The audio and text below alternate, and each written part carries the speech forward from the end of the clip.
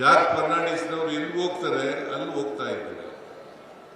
So ಹಾಗಾಗಿ ಯಾಕೆಂದ್ರೆ ಅವರು ಸೋಷಲಿಸ್ಟ್ ನಾಯಕರು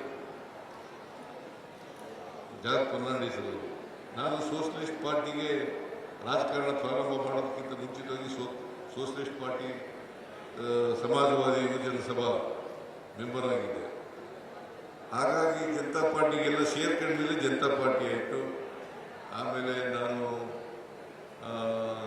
ಜನತಾ ಪಾರ್ಟಿಯಿಂದ ಜನತಾದಳ, ಲೋಕದಳ, ಈಗ ಕಾಂಗ್ರೆಸ್ ಬಂದ ಮೇಲೆ 2 ಸಾರಿ ಮುಖ್ಯಮಂತ್ರಿ ಆದ. ಒಂದು ವೇಳೆ ಜನತಾದಳ ಎಸ್ನಲ್ಲೇ ಇದ್ದಿದ್ರೆ ಮುಖ್ಯಮಂತ್ರಿ ಆಗ್ತಿರಲಿಲ್ಲ. ಯಾಕೆಂದ್ರೆ ದೇವೇಗೌಡರು ನನ್ನನ್ನು ಮುಖ್ಯಮಂತ್ರಿ ಮಾಡಕ್ ಬಿಡ್ತಾ ಇರಲಿಲ್ಲ. ಅವ್ರ ಮಕ್ಕಳು ಮುಖ್ಯಮಂತ್ರಿ ಮಾಡಕ್ ಬಿಡ್ತಾ ಇರಲಿಲ್ಲ.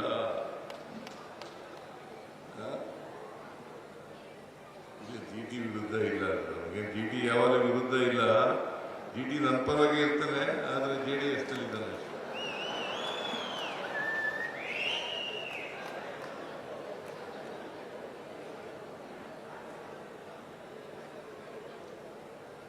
ಅದೇನೇ ಆಗಲಿ, ಇವತ್ತಿಗೆ ನಾನು ಈ ಸಾರಿ 2023ರಲ್ಲಿ ಮುಖ್ಯಮಂತ್ರಿ ಆದಮೇಲೆ ಇವತ್ತು ನಾನು ಅಧಿಕಾರ ಸ್ವೀಕಾರ ಮಾಡಿದ್ದು ಮೇ 23 ಅಲ್ಲ 1923 20ನೇ ತಾರೀಕು. ಇವತ್ತಿಗೆ 2.5 ವರ್ಷ. ಒಂದು ರೀತಿಯಲ್ಲಿ ನನಗೆ 2.5 ವರ್ಷ ತುಂಬಿದೆಯಲ್ಲ, ಆ 2 ವರ್ಷದ ದಿನಾಚರಣೆ ಕೂಡ ಇಲ್ಲೇ ನಡೀತಾ ಇದೆ.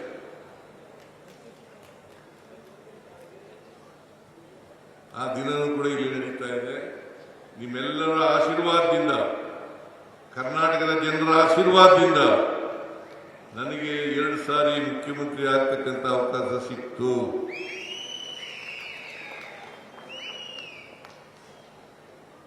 ಮುಖ್ಯಮಂತ್ರಿ ಆದಮೇಲೆ ಸಮಾಜದಲ್ಲಿರ್ತಕ್ಕಂಥ ಎಲ್ಲ ಬಡವರು, ಯಾವುದೇ ಪಕ್ಷ, ಯಾವುದೇ ಧರ್ಮ, ಯಾವುದೇ ಜಾತಿ, ಅಲ್ಲಿರ್ತಕ್ಕಂಥ ಎಲ್ಲ ಬಡವರಿದ್ದಾರಲ್ಲ, ಅವ್ರ ಪರವಾಗಿ ಕೆಲಸ ಮಾಡ್ತಕ್ಕಂಥ ಅವಕಾಶ ಸಿಕ್ಕಿದೆ.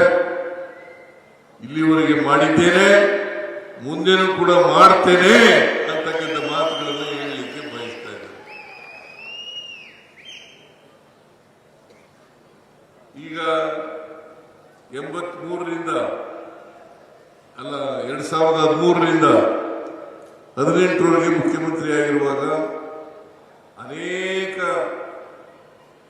ಭಾಗ್ಯಗಳನ್ನು ನಾವು ಕೊಟ್ಟವು. ಬಹುಶಃ ಇಲ್ಲಿರೋರಿಗೆಲ್ಲ ಗೊತ್ತಿದೆ, ನಿಮಗೂ ಗೊತ್ತಿದೆ. ಆ ಎಲ್ಲ ಭಾಗ್ಯಗಳು ಕೂಡ ದಲಿತರಿಗೆ, ಹಿಂದುಳಿದವರಿಗೆ, ಅಲ್ಪಸಂಖ್ಯಾತರಿಗೆ, ಎಲ್ಲ ಜಾತಿ ಬಡವರಿಗೆ ದಕ್ಕತಕ್ಕಂಥ ಕೆಲಸವನ್ನ ಮಾಡಿದರು. ಈ ಸಾರಿ 2023 ಮುಖ್ಯಮಂತ್ರಿ ಆದ್ಮೇಲೆ ಗ್ಯಾರಂಟಿ ಯೋಜನೆಗಳನ್ನು ಜಾರಿಗೆ ತಗೊಂಡು, ಈ ಗ್ಯಾರಂಟಿ ಯೋಜನೆಗಳ ಮೂಲಕ ಸಮಾಜದಲ್ಲಿರ್ತಕ್ಕಂಥ ಅಸಮಾನತೆಯನ್ನ ನಿವಾರಣೆ ಮಾಡತಕ್ಕಂಥ ಪ್ರಯತ್ನವನ್ನು ಮಾಡಿದ್ದೇವೆ. ಸಮಾಜದಲ್ಲಿ ಅಸಮಾನತೆ ಹೋಗದೇನೆ ಜಾತಿ ವ್ಯವಸ್ಥೆ ಹೋಗಲ್ಲ. ಎಲ್ಲರಿಗೂ ಸಾಮಾಜಿಕ, ಆರ್ಥಿಕ ಶಕ್ತಿ ಬಂದಾಗ ಮಾತ್ರ ಜಾತಿ ಹೋಗ್ತದೆ ಹೊರತು ಹಿಂದೆ ಹೊರತು ಹೋಗಲ್ಲ.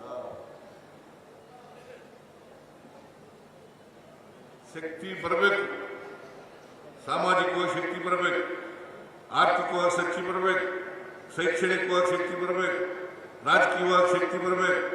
ಆ ಶಕ್ತಿ ಬಂದಾಗ ಮಾತ್ರ ಹೋಗ್ಲಿಕ್ಕೆ ಸಾಧ್ಯ ಐತೆ. ಈಗ ಪುಟ್ಟರಂಗ ಶೆಟ್ಟರು ಇದ್ದಾರೆ. ಪುಟ್ಟರಂಗ ಶೆಟ್ಟರು ಒಂದು ಹಿಂದುಳಿದ ಸಮಾಜಕ್ಕೆ ಸೇರಿದವರು. ಚಾಮರಾಜನಗರದಲ್ಲಿ 4 ಬಾರಿ ಶಾಸಕರಾಗಬೇಕು. ಮುಂದಿನ ಆಗ್ತಾರೆ ಅಂತಕ್ಕಂಥ ವಿಶ್ವಾಸ ವಿಶ್ವಾಸ ಇದೆ. ಅವ್ರಿಗೆ ಪುತ್ರ ಕ್ಷೇತ್ರಕ್ಕೆ ಉಪ್ಪಾರ ಜನಾಂಗದಲ್ಲಿ ಒಬ್ಬರೇ ಒಬ್ರು ಮಂತ್ರಿ ಶಾಸಕರು ಮಂತ್ರಿ ಮಾಡಿದ್ದೆ. ಮುಂದೆ ಅವರಿಗೆ ಒಳ್ಳೆ ಭವಿಷ್ಯ ಇದೆ. ಬೇಕು ಚಪ್ಪಳೆ ಬಿಟ್ಟು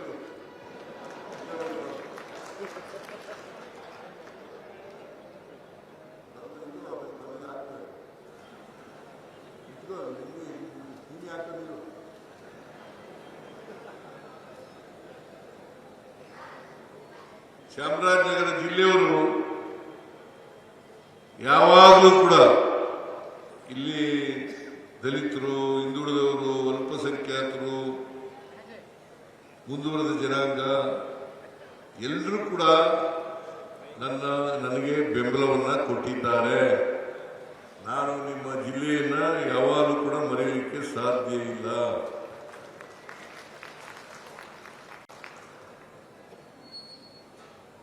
ಇವತ್ತು ಸಹಕಾರ ಸಪ್ತಾಹದ ಅಂತಿಮ ದಿನ, ಸಮಾರೋಪ ಸಮಾರಂಭ. ನಿಮ್ಮೆಲ್ಲರಿಗೂ, ಈ ನಾಡಿನ ಎಲ್ಲ ಜನರಿಗೆ 72ನೇ ಅಖಿಲ ಭಾರತ ಸಪ್ತಾಹದ ಶುಭಾಶಯಗಳನ್ನು ಕೋರಲಿಕ್ಕೆ ಬಯಸ್ತಾ ಇದ್ದೇನೆ.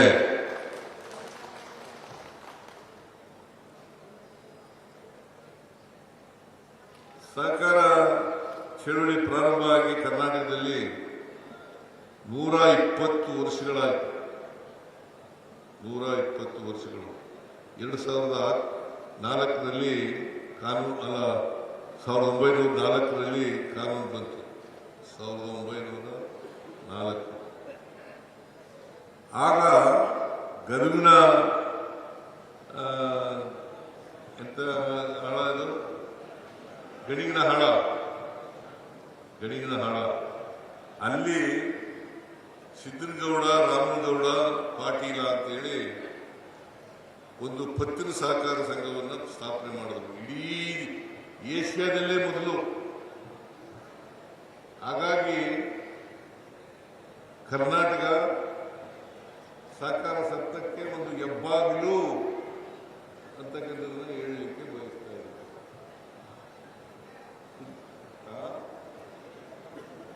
ಆರ್ಥಿಕ ಹೆಬ್ಬಾಗಿಲು, ಸಹಕಾರ ಸಪ್ತಾಹಕ್ಕೆ ಹೆಬ್ಬಾಗಿಲು ಇದು.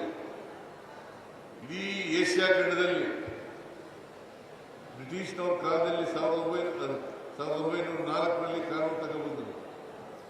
ಆ ತಕ್ಷಣ ಗಣಿನ ಆಳದಲ್ಲಿ ಈ ಸಿದ್ದನಗೌಡ, ಸಣ್ಣರಾಮಗೌಡ ಪಾಟೀಲ್, ರಾಮಗೌಡ ಪಾಟೀಲ್ ಇದು ಮಾಡಿದ್ರು. ಅಲ್ಲಿಂದ ಈಚೆಗೆ ಇವತ್ತು ಕರ್ನಾಟಕದಲ್ಲಿ ಎಲ್ಲ ಕ್ಷೇತ್ರಗಳಲ್ಲಿ ಸಹಕಾರ ಇಲಾಖೆ ಬೆಳೆದಿದೆ. ಇನ್ನು ಬೆಳೆಯಿದೆ. ಬೆಳೀತಕ್ಕಂಥ ಕೆಲಸವನ್ನು ಮಾಡಬೇಕು. ಕೃಷಿ, ಪಶುಸಂಗೋಪನೆ, ರೇಷ್ಮೆ ಮತ್ತೆ ಬೇರೆ ಬೇರೆ ಕ್ಷೇತ್ರ, ಕೈಗಾರಿಕೆ, ಅವೆಲ್ಲ ಕ್ಷೇತ್ರಗಳಲ್ಲೂ ಕೂಡ ಸಹಕಾರ ಸಂಘದ ಮೂಲಕ ವಿಶೇಷವಾಗಿ ಆರ್ಥಿಕ ಬೆಳವಣಿಗೆ ಆಗಬೇಕಾದ್ರೆ ಸಹಕಾರ ಇಲಾಖೆಯ ಬೆಳವಣಿಗೆ ಆಗಬೇಕು. ಇದು ಬೆಳವಣಿಗೆ ಆದರೂ ಮಾತ್ರ ನಾವು ಆರ್ಥಿಕವಾಗಿ ಗ್ರಾಮೀಣ ಪ್ರದೇಶದಲ್ಲಿ ಬೆಳವಣಿಗೆ ಕಾಣಲಿಕ್ಕೆ ಸಾಧ್ಯ ಆಗ್ತದೆ. ಇದನ್ನ ಮಾಡಬೇಕು ಅಂತಕ್ಕಂಥ ಮಾತುಗಳನ್ನು ಹೇಳಲಿಕ್ಕೆ ಬಯಸ್ತಾ ಇದ್ದೇನೆ. ಈ ವರ್ಷ ಎಷ್ಟು ಸಹಕಾರ ಸಂಘಗಳಿದ್ದಾವೆ, ಅದು ಮುಂದಿನ ವರ್ಷ ಅದು ಹೆಚ್ಚು ಸಹಕಾರ ಸಂಘಗಳಾಗಲಿಕ್ಕೆ ಪ್ರಯತ್ನವನ್ನು ಮಾಡಬೇಕು. ಸಹಕಾರ ಸಂಘ ಬೆಳೀತಾ ಹೋಗ್ಬೇಕು. ಬದುಕಿನ ಅನೇಕ ಕ್ಷೇತ್ರಗಳಲ್ಲಿ ಸಹಕಾರ ಸಂಘದ ಬೆಳವಣಿಗೆ ಆದರೆ ನಾನು ಅನ್ಮಲ ಸ್ಪರ್ಧೆ ಮಿನಿಸ್ಟರ್ ಆಗಿದೆ 80.